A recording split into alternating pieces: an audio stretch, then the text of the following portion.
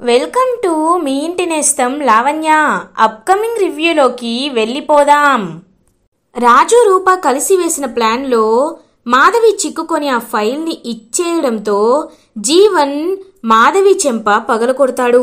రాధిక, నీకు ఎన్నిసార్లు చెప్పాను వాళ్ళతో జాగ్రత్తగా ఉండమని, అయినా నువ్వు ఎంత మంచి ఫైల్ని దూరం చేసి ఆ సూర్యప్రతాప్ని ఇరికించే అవకాశాన్ని పోగొట్టేశావు. సరే, ఇప్పుడు నీకు ఇంకొక ప్లాన్ చెప్తాను. ఆ సీఎం సూర్యప్రతాప్ రేపు తేనేటి విందుని ఇస్తున్నాడు కాబట్టి మీడియా వాళ్ళు అందరూ అక్కడికి వస్తారు. మినిస్టర్ల అందరి సమక్షంలో ఆ సూర్యప్రతాప్ పరువు పోయేలా చేయాలి. నువ్వు ఆ సూర్యప్రతాప్ నిన్ను హెరాస్ చేస్తున్నాడని, బలవంతం చేస్తున్నాడని అందరి ముందుకి వచ్చి చెప్పు. అప్పుడు ఆ సూర్యప్రతాప్ పరువు ఆటోమేటిక్గా పోతుంది అని ఒక ప్లాన్ని వేస్తాడు జీవన్. లేదు జీవన్, నేను అలా చేయలేను అని అంటుంది రాధిక. నువ్వు ఒకవేళ అలా చేయకపోతే నీ బాబుని నేను చంపేస్తాను అని బెదిరించి మరీ మాధవిని అలియాస్ రాధికని ఒప్పిస్తాడు జీవన్.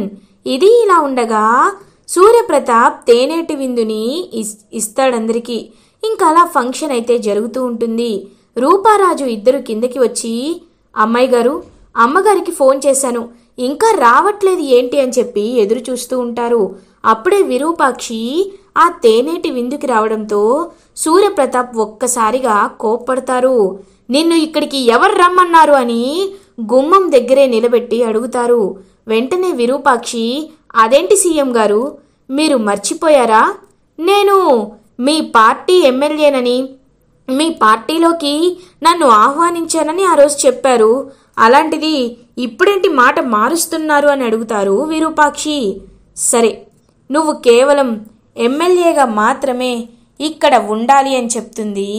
ఇంకా సూర్యప్రతాప్ హ్యాపీగా ఇంటి లోపలికి అడుగు పెడతారు విరూపాక్షి. రూపారాజు విరూపాక్షి వైపు చూస్తూ చాలా హ్యాపీగా ఫీల్ అవుతారు. అమ్మగారు, మీరేమీ కంగారు పడకండి, ఇవాళ ఖచ్చితంగా పెద్దయ్య గారు మిమ్మల్ని ఎలా అయినా యాక్సెప్ట్ చేసేలా మేము చేస్తాం అని అంటాడు రాజు.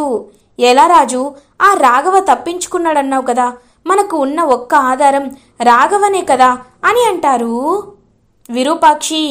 అమ్మా, మేము వాటి కోసమే దారులు వెతుకుతున్నాం, నువ్వేమీ కంగారు పడకమ్మా, మేమున్నాం కదా, నువ్వు మాత్రం హ్యాపీగా అసలు అన్నీ మర్చిపో అని చెప్పి ఇంకా అలా తనైతే హ్యాపీగా ఉండమని చెప్తారు. ఇంకా హ్యాపీగా సూర్యప్రతాప్ దగ్గరికి వెళ్ళి కంగ్రాచులేషన్స్ చెప్తారు విరూపాక్షి. నువ్వు నాకు వీలైనంత దూరంగా ఉండు అని చెప్పి సూర్యప్రతాప్ అక్కడి నుండి వెళ్ళిపోతారు పక్కకి. ఇదంతా గమనిస్తూ ఈ మల్లెల మాధవి అలియాస్ రాధిక, నువ్వు ఎంత దూరంగా ఉంటే నాకు అంత మంచిది, అయినా ఇప్పుడు నా ప్లాన్ నాకు ఉంటుంది కదా అని అలా ఇంకా ఎప్పుడెప్పుడు తనకి ఛాన్స్ వస్తుందా అని వెయిట్ చేస్తూ ఉంటుందన్నమాట మల్లెల మాధవి. అదే టైంకి కరెక్ట్గా అందరినీ ఆహ్వానిస్తూ ఉంటారు సూర్యప్రతాప్. మినిస్టర్స్ అందరూ ఇంకా వచ్చి సూర్యప్రతాప్ వైపు చూస్తూ, సార్ మీరు చాలా గ్రేట్ సార్, ఇస్తానన్న హామీలని ల్యాగ్ చేయకుండా వెంటనే వాటిపై సంతకం చేశారు, మీరు నిజంగా చాలా గ్రేట్ అని చెప్పి ఇంకా వాళ్ళైతే పొగుడుతూ ఉంటారు. అందరికీ టీని తన చేత్తోనే ఇస్తూ ఉంటారు సూర్యప్రతాప్. అలా ఇంకా మల్లెల మాధవి కావాలని ఆ టీని తీసుకొని సూర్యప్రతాప్ పై ఒలిగిపోయేలా చేస్తుంది. ఒక్కసారిగా సూర్యప్రతాప్ షర్టు మొత్తం, ఆ శాల్వా మొత్తం పాడైపోతుంది.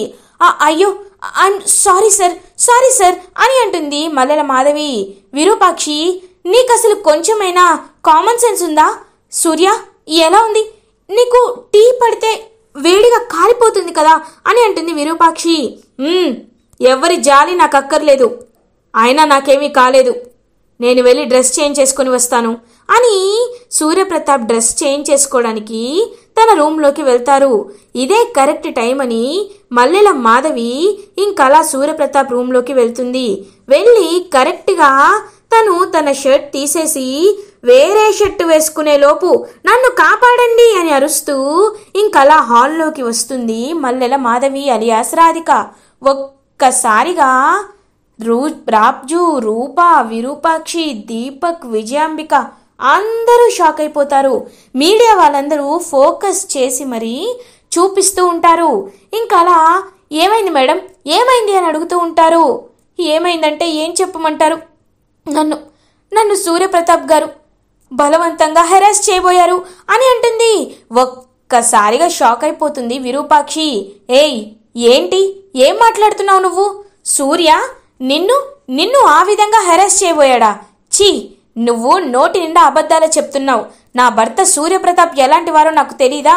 మీడియా సాక్షిగా అందరి ముందు చెప్తున్నాను, సూర్యప్రతాప్ అలాంటి మనిషి కాదు, అలాంటి వ్యక్తిత్వం సూర్యప్రతాప్కి లేదు అని విరూపాక్షి గట్టిగా చెప్తారు. ఇంకలా కోపంగా చూస్తూ ఉంటారనమాట సూర్యప్రతాప్ మల్లెల మాధవి వైపు. లేదు, మీరే నాకు న్యాయం జరిపించాలి. పిఏగా ఆయన దగ్గర జాయిన్ అయినందుకు నాకు ఆయన వేసే శిక్ష ఇదా అని చెప్పి ఏడుస్తూ ఉంటుంది రాధిక. అదంతా చూస్తూ కోపంతో రగిలిపోతూ ఉంటారు సూర్యప్రతాప్. మాధవి, ఎందుకు ఎందుకు ఇలా చేస్తున్నావు మాధవి? నువ్వు అసలు ఎవరి తరపు మనిషివి? నాపై ఎందుకు ఇలా పగబట్టావు అని అడుగుతారు సూర్యప్రతాప్. సార్, ఏంటి సార్, ఆవిడేమో మీరు తన్ని హెరాస్ చేశారని చెప్తుంది, మీరేమో తను ఎవరు మనిషి అని అడుగుతున్నారు. అసలు ఏది నమ్మాలి సార్? ఏం మాట్లాడుతున్నారు మీరని చెప్పి ఇంకా మీడియా వాళ్ళందరూ ప్రశ్నలపై ప్రశ్నలు అడుగుతూ ఉంటారు. అయితే ఏమీ అర్థం కాదనమాట పాపం సూర్యప్రతాప్కి. ఏం మాట్లాడాలో తెలియక సైలెంట్గా ఉంటారు. అదే టైంకి అక్కడికి రూపా రాజు అన్ని ప్రశ్నలకి సమాధానం దొరుకుతుంది అని అంటుంది రూపా. ఒక్కసారిగా అందరూ రూపా వైపు చూసేసరికి అక్కడ ఒరిజినల్ మాధవి ఉంటుంది. ఒరిజినల్ మాధవిని చూసి ఈ డూప్లికేట్ మల్లెల మాధవి అలియాస్ రాధిక ఒక్కసారిగా షాక్ అయిపోతుంది. ఇంకలా చూస్తూ ఏం చెప్పాలో అర్థం కాక అయోమయంగా ఉంటుంది రాధిక. సార్ సార్ నా పేరు మాధవి సార్, నేనే మీకు పిఏగా అపాయింట్ అయ్యాను సార్. కానీ ఆ రోజే కరెక్ట్గా ఇదిగో వీళ్ళొచ్చి నన్ను కిడ్నాప్ చేశారు సార్ అని ఇంకా జరిగిందంతా చెప్తుందనమాట మా నిజమైన మాధవి. ఒక్కసారిగా సూర్యప్రతాప్ మీడియా వాళ్ళందరూ షాక్ అయిపోతారు. ఇప్పటికైనా అర్థమైంది కదా ఎవరు ఎలాంటి వారో. వారిని త్వరగా తీసుకువెళ్ళండి. కానిస్టేబుల్స్, ఎస్ఐ గారు, ఆవిడ్ని అరెస్ట్ చేయండి అని చెప్తారు. ఒక్క నిమిషం అని అంటుంది వెంటనే మాధవి అలియాస్ రాధిక. ఇంకా ఏం చెప్పాలి? నువ్వు చెప్పే కాకమ్మ కబుర్లు ఎవ్వరూ ఇక్కడ వినరు అని అంటాడు రాజు. వినకపోవచ్చు, నమ్మకపోవచ్చు, కానీ నేను చెప్పాలనుకుంది నేను చెప్పాలి కదా, అందుకే చెప్తున్నాను. చూడండి, నిజమే, ఈ మాధవిని కిడ్నాప్ చేసి నేను మాధవి స్థానంలోకి వచ్చాను. కానీ అలా జరగడానికి కారణం ఏంటో తెలుసా? అసలు నన్ను ఈ మాధవిని కిడ్నాప్ చేసి ప్లేస్లోకి రమ్మంది ఎవరో తెలుసా? ఎవరో కాదు, ఈ సూర్యప్రతాపే నన్ను డూప్లికేట్గా వచ్చి తను ఒక ఆర్థిక కుంభకోణాన్ని జరిపించి నాపై అదంతా నెట్టేయాలి అనుకున్నాడు. అందుకే అది బయట పెట్టడానికే నేను ఇలా చేశాను అని పచ్చి అబద్ధాలు చెప్తుంది రాధిక. ఒక్కసారిగా షాక్ అయిపోతారనమాట సూర్యప్రతాప్. హేయ్, ఇప్పటికిప్పుడు అబద్ధం చెప్తావా నిన్ను అని అంటుంది రూపా. రూపా అని గట్టిగా అరుస్తారు సూర్యప్రతాప్. నాన్న నువ్వు తన మాటలు నమ్మద్దు నాన్న, నువ్వు ఇలా చేసుండవని అందరికీ తెలుసు నాన్న అని అంటుంది రూపా. చూడు రూపా, నేను మీ నాన్నని కాబట్టి, నా గురించి నీకు తెలుసు కాబట్టి నువ్వు నమ్ముతావు. కానీ ప్రజలకి ఎవరి గురించి ఏమీ తెలీదు. అందరూ తను అన్న మాటే నిజం అనుకుంటారు. ఒక సీఎంగా ఇది నాకు చాలా అవమానకరమైన విషయం. అందుకే నేనే స్వచ్ఛందంగా పోలీసులకి లొంగిపోవాలి అనుకుంటున్నాను. నా నిజాయితీ బయటికి వచ్చిన తర్వాతే నేను బయటికి వస్తాను. నేను ఎలాంటి తప్పు చేయలేదని నిరూపించుకుంటాను అని పోలీసులతో అరెస్ట్ అయి వెళ్ళిపోతూ ఉంటారు సూర్యప్రతాప్. పెద్దయ్య ఒక్క నిమిషం ఆగండి పెద్దయ్య అని ఎంత రాజు బ్రతిమలాడుతున్నా వినిపించుకోకుండా ఇంకా అలా అరెస్ట్ అయి వెళ్ళిపోతారు సూర్యప్రతాప్. ఒక్కసారిగా విరూపాక్షి సూర్య నువ్వు ఇలా చెయ్యవు సూర్య అని అంటుంది. ఇంకా అలా ఏం మాట్లాడకుండా వెళ్ళిపోతాడనమాట సూర్యప్రతాప్. అయ్యో, ఏంటి ఇలా జరిగింది? అయినా ఇదంతా ఇదిగో ఈ మాధవి వల్లే అని చెప్పి ఇంకా రాధిక దగ్గరికి వస్తుంది రూపా. ఏంటి చూసావా, నాతో పెట్టుకుంటే ఏం జరుగుతుందో చూసావు కదా. ఇప్పుడు మీ నాన్న లోపల ఉన్నాడు. మీ నాన్నని మీరు విడిపించుకోలేరు, అది నిజం అని చెప్పి రాధిక అక్కడి నుండి వెళ్ళిపోతుంది. ఇంకా అలా వెంటనే రాధిక అయితే జీవన్ దగ్గరికి వెళ్తుంది. Jeevan, super Radhika, super, instant coffee చేసినట్టు సూపర్గా అబద్ధం చెప్పేశావు. Thank you so much. ఇప్పుడు నేను అనుకున్నది జరిగింది. ఆ సూర్యప్రతాప్ పరువు గాల్లో కలిసిపోయింది. ఒక సీఎంగా అరెస్ట్ అయి జైల్లో కూర్చున్నాడు అంటేనే ఇప్పుడు వాడికి ఎవరు మర్యాద ఇవ్వరు. నాకున్న ఇన్ఫ్లుయెన్స్తో ఇదంతా నిజమని నమ్మించి ఆ సూర్యప్రతాప్ని పర్మనెంట్గా జైల్లో ఉండేలా చేస్తా అని అంటాడు జీవన్. జీవన్, నువ్వు చెప్పింది చేశాను కదా, ఇప్పటికైనా నా బాబుని నాకు అప్పచెప్పు జీవన్ అని అంటుంది. అయ్యయ్యో లేదు రాధిక, నీ బాబు ఎక్కడికి వెళ్ళు. సూర్యప్రతాప్కి జైలు శిక్ష పడేంత వరకు నీ బాబు నా దగ్గరే ఉంటాడు. ఎందుకంటే నువ్వు నిన్నిచ్చిన ఐడియానే. ఒకవేళ నేను నీ బాబుని వదిలేశాననుకో, అప్పుడేమవుతుందో తెలుసా? మళ్ళీ ఆ రాజు రూప కిడ్నాప్ చేసి నిన్ను బెదిరించి ఇదంతా నేను జరిపించలేదు, ఇదంతా వెనకాల ఉండి జరిపించింది జీవన్ అని నీతో చెప్పించుకుంటారు. అలా జరగడం నాకు ఇష్టం లేదు. అందుకే పని పూర్తయ్యేంత వరకు నీ బాబుని నేను సేఫ్గా చూసుకుంటాను, నువ్వేమీ కంగారు పడద్దు అని చెప్పి ఇంకా అలా అక్కడి నుండి వెళ్ళిపోతాడు జీవన్. వీడి మాటలు నేను అనవసరంగా నమ్మి నా బాబు ప్రాణాల మీదకే తీసుకొచ్చాను, ఇంకెప్పుడు ఇలాంటి పనులు చేయకూడదు అని బుద్ధొచ్చి అక్కడి నుండి వెళ్ళిపోతుంది రాధిక. ఇది ఇలా ఉండగా పోలీస్ స్టేషన్కి రాజు, రూప, విరూపాక్షి బయలుదేరుతారు. నాన్న అని రూప పాపం ఏడుస్తూ ఉంటుంది. ఎందుకు నన్ను చూడడానికి వచ్చారు? వెళ్ళిపోండి అని అంటారు. పెద్దయ్యా, మీరు ఎలాంటి తప్పు చేయరు పెద్దయ్యా, మాకు మీపై ఆ నమ్మకం ఉంది పెద్దయ్యా. కానీ మీరు ఎందుకని చేయని తప్పుని ఒప్పుకున్నారు పెద్దయ్యా అని అడుగుతాడు రాజు. చూడు రాజు, అడిగావు కాబట్టి చెప్తున్నాను. నేను తప్పు చేశానా చేయలేదన్న సందిగ్ధత ఎవ్వరిలో ఉండడం నాకు ఇష్టం లేదు. అందుకే నా తప్పు లేదని నేను నిరూపించుకోవడానికే ఇలా అరెస్ట్ అయి వచ్చాను. మీరు ఈ విషయాల్లో ఎక్కువ ఆలోచించి నన్ను ఇంకా టెన్షన్లో నెట్టద్దు అని అంటారు. వెంటనే ఇంకా సూర్యప్రతాప్ దగ్గరికి వచ్చి రూప, నాన్న మీరు ఎలాంటి తప్పు చేయరు, మీరు నిర్దోషని నేను బయటికి తీసుకువస్తాను నాన్న అని అంటుంది రూప. ఇంకో విరూపాక్షి అలా అక్కడికి వచ్చి, సూర్య నువ్వు ఎలాంటి వాడివో నాకు తెలుసు సూర్య, నువ్వు 25 ఏళ్ల క్రితం నన్ను తప్పుగా అర్థం చేసుకున్నావు. నేను ఎంత బ్రతిమలాడినా, నేను తప్పు చేయలేదు అని ఎంత మొత్తుకున్నా నువ్వు నా మాటలు వినలేదు. నేను తప్పు చేశాను అని నమ్మావు, నన్ను ఇంటి నుండి బయటికి పంపించేశావు. కానీ ఇప్పుడు నేను చెప్తున్నాను సూర్య, నువ్వు ఎలాంటి తప్పు చేయవని నేను బలంగా నమ్ముతున్నాను. ఎందుకంటే సూర్య ఎప్పటికీ ఎలాంటి తప్పు చెయ్యలేడు, నాకు ఆ విషయం బాగా తెలుసు అని. నిన్ను ఎలా అయినా బయటికి నేను తీసుకువస్తాను, నీ భార్యగా నేను ఎలా అయినా నిన్ను బయటికి తీసుకువస్తాను అని చెప్తుంది విరూపాక్షి.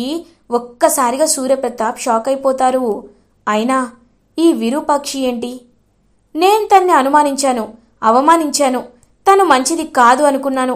కానీ అదే నింద నాపై పడింది. అంటే ఒకప్పుడు నాకు జరిగినట్టే విరూపాక్షికి కూడా జరిగిందా? ఒకవేళ విరూపాక్షి తప్పేమీ లేకపోయినా అందరూ కలిసి విరూపాక్షిని ఇరికించారా? ఇదంతా నిజమా అబద్ధమా అని ఆలోచనలో పడతారు సూర్యప్రతాప్. ఇది ఇలా ఉండగా రాజు, రూప ఇద్దరు ఆలోచిస్తూ ఉంటారు. అమ్మాయి గారు, ఇప్పుడు ఎలా అయినా మనం పెద్దయ్య గారిని బయటికి తీసుకురావాలన్నా, పెద్దయ్య గారు ఎలాంటి తప్పు చేయలేదని నిరూపించాలన్నా మనకి ఉన్న దారి ఒకే ఒక్కటి అని అంటాడు రాజు. అవును రాజు, రాధిక ఒక్కతే మనకి ఉన్న ఏకైక దారి. రాధికని ఎలా అయినా బెదిరించో బ్రతిమలాడో తన గురించి అందరికీ తెలిసేలా చేసి తన్ని ఎలా అయినా నిజం కక్కించేలా చెయ్యాలి రాజు అని అంటారు. అప్పుడే ఇంకా తన ఇంటికి వెళ్తే ఖచ్చితంగా మనకి ఏదైనా క్లూస్ దొరుకుతాయి అమ్మాయి గారని చెప్పి ఇంకలా మల్లెల మాధవి అలియాస్ రాధిక ఇంటికైతే బయలుదేరుతారనమాట. రాజు రూప ఇంకిద్దరు కిటికీలోండి చూస్తూ ఉంటారు. చూసేసరికి చెర్రీ ఫోటో చూస్తూ ఏడుస్తూ ఉంటుంది. రాధిక, నాన్న చెర్రీ, నిన్ను విడిచి నేను ఒక్కరోజు కూడా ఉండలేదు నాన్న. కానీ నేను చేసిన తప్పుల వల్ల డబ్బుల కోసం ఏది పడితే అది చేసి ఎలా అయినా మోసం చేసి నా డబ్బులు నేను తీసుకోవాలనుకున్నాను. ఇప్పుడు ఆ జీవన్ నిన్ను తన దగ్గర కిడ్నాప్ చేసి పెట్టుకున్నాడు. నాకు ఇది జరగాల్సిందే నాన్న, జరగాల్సిందే అని చెప్పి ఇంకా తన బాబు ఫోటో పట్టుకొని ఏడుస్తూ ఉంటుంది మల్లెల మాధవి. ఒక్కసారిగా అదంతా విని రూపారాజు షాక్ అయిపోతారు. అంటే అమ్మాయి గారు, ఆ జీవన్ ఈ బాబుని కిడ్నాప్ చేశాడా అని అంటారు రాజు. అవును రాజు, మనం అంటే కేవలం మంచి ఆశయంతోనే కిడ్నాప్ చేశాం. కానీ ఆ జీవన్ అలాంటి వాడు కాదు రాజు. తన స్వార్థం కోసం ఎవరి ప్రాణాలైనా తీసేవాడు. ఇప్పుడు ఒకవేళ ఆ బాబుని వాడు ఏదైనా చెయ్యొచ్చు రాజు. మనం ముందు ఈ బాబుని కాపాడాలి రా రాజు అని చెప్పి ఇంకా ఇద్దరు కలిసి బయలుదేరుతారు. అప్పుడే కరెక్ట్గా ఇంకా రాధిక బాబు దగ్గరికి వెళ్తాడనమాట జీవన్. ఏంటి ఆడుకుంటున్నావా? ఆడుకో, నీకు ఇదే ఆఖరి ఆట అవుతుంది. ఎందుకో తెలుసా? ఇప్పుడు నేను వీణ్ణి వేసేయబోతున్నాను కాబట్టి. ఎందుకంటే ఇప్పుడు వీణ్ణి జాగ్రత్తగా తీసుకెళ్ళా మాధవి కప్పచెప్తే ఏం చేసిద్ది? పారిపోతుంది. ఒకవేళ ఇప్పుడు ఎవరైనా పట్టుకున్నా నిజం చెప్పేస్తుంది. అదే ఇప్పుడు ఈ బాబుని చంపేసి ఈ నిందని రాజు రూపల మీదకి నెట్టేశాననుకో, ఇటువైపు సూర్యప్రతాప్ జైల్లో ఉన్నాడు, అటువైపు వాళ్ళు కూడా జైలుకి పోతారు. అప్పుడు ఫ్యామిలీ మొత్తంపై హోల్సేల్గా పగ తీర్చుకున్నట్టు అవుతుంది. ఎలాగో రూపారాజులే ఈ బాబుని కిడ్నాప్ చేశారనేసి ఎవిడెన్స్ కూడా, వీడియో కాల్ ఎవిడెన్స్ కూడా ఉంది కాబట్టి నా పని సులువైపోతుంది అని చెప్పి కరెక్ట్గా ఇంకా ఆ బాబుని చంపేయబోతూ దగ్గరికి వస్తూ ఉంటే అప్పుడే కరెక్ట్గా ఇంకా రాజు వచ్చి ఒక్క తంతాడనమాట జీవన్ అటుగా వెళ్ళి పడిపోతాడు. ఇంకా వెంటనే జీవన్ని పట్టుకొని పసిబాబు ప్రాణాలు తీయాలనుకుంటావురా వెధవా అని చెప్పి టపా టపా టపా కొడతాడనమాట. ఇంకా అలా రాజు ఇంకా జీవన్ అలా కొట్టేసరికి ఇటువైపు బాబుని తీసుకొని వెంటనే ఇంకా బయటికి వచ్చేస్తుందనమాట రూప. అలా బాబుని కాపాడుతారు రాజు అండ్ రూప. ఇది ఇలా ఉండగా మార్నింగ్ అవుతుంది. కోర్టులో ప్రొసీడింగ్స్ అయితే స్టార్ట్ అవుతాయి. సూర్యప్రతాప్ గారు ఒక స్టేట్కి సీఎం అయ్యుండి ఆయన ఇలా కోర్టుకి వస్తారు అని మేము ఏనాడు ఊహించలేదు. అయినా మీపై ఇలాంటి నింద మోపబడింది, దీనికి మీ అవగాహన ఏంటి, మీ రివ్యూ ఏంటి అని చెప్పి జడ్జ్ అయితే అడుగుతూ ఉంటారు. చూడండి యువర్ ఆనర్, నాకు అబద్ధం చెప్పాల్సిన అవసరం లేదు. నేను ఎలాంటి తప్పు చేయలేదు, ఎవరిని ఎలాంటి హెరాస్ చేయలేదు. ఇది కేవలం నాపై మోపబడ్డ నింద అని చెప్పి ఇంకా చెప్తారనమాట సూర్యప్రతాప్. అప్పుడే ఈ పక్కన వాళ్ళు బాగుంది, చాలా బాగుంది యువర్ ఆనర్, సీఎం అయినా పిఎం అయినా చేసిన తప్పుని ఒప్పుకోవాల్సిందే అని చెప్పి ఇంకా పబ్లిక్ ప్రాసిక్యూటర్ అయితే కావాలని మాట్లాడుతూ ఉంటారు. మీ దగ్గర మీరు ఎలాంటి తప్పు చేయలేదని సాక్ష్యాలు ఉన్నాయా? లేవు కదా. అలాంటప్పుడు case is closed your honour అని చెప్పి పబ్లిక్ ప్రాసిక్యూటర్ అంటారు. ఇంకా జడ్జ్ కరెక్ట్గా ఎలాంటి సాక్ష్యాలు లేని కారణంగా నిజంగా తనపై నింద మోపబడినట్టు, తనని నిజంగా సూర్యప్రతాప్ గారు బలవంతం చేయబోయారు అని చెప్పేలోపు ఇంకక్కడికి రాధిక వస్తుంది. రాధికని చూసి ఒక్కసారిగా షాక్ అయిపోతారు సూర్యప్రతాప్. నేను చెప్తాను నిజం ఏంటో, నేను చెప్తాను. నన్ను సూర్యప్రతాప్ గారు హెరాస్ ఎలాంటిది చేయలేదు. నన్ను ప్లాన్ చేసి ఆ ఇంటికి పంపించింది జీవనే నన్ను ఆ ఇంటికి పంపించాడు. కావాలని సూర్యప్రతాప్ని ఎలా అయినా దెబ్బ కొట్టాలనే ఇదంతా ఆ జీవన్ చేశాడు అని జీవన్ గురించి మొత్తం బయట పెడుతుంది మాధవి అలియాస్ రాధిక. ఇదంతా నేను ఎందుకు ముందే చెప్పలేదు అంటే, నా బాబుని చంపేస్తాను అని నన్ను బెదిరించాడు. ఇప్పుడు నిజంగా నా బాబుని చంపేయబోయాడు. దేవుళ్ళ రాజు రూప వచ్చి కాపాడారు. అందుకే నేను నిజాన్ని బయట పెడుతున్నాను అని జీవన్ నిజం మొత్తం బయట పెడుతుంది. రాధిక ఒక్కసారిగా జీవన్ షాక్ అయిపోతారు. ఇంకలా పోలీసులు జీవన్ అయితే అరెస్ట్ చేస్తారు. సూర్యప్రతాప్ని నిర్దోషిగా విడుదల చేస్తారు. రాజు, రూప, విరూపాక్షి చాలా అంటే చాలా హ్యాపీగా ఫీల్ అవుతారు. ఇలా ఎపిసోడ్ ఎండ్ అవుతుంది. ఫర్దర్ ఎపిసోడ్ రివ్యూస్ ముందుగా మీకు కావాలి అనుకుంటే మా ఛానల్ని సబ్స్క్రైబ్ చేసుకోండి. Thanks for watching.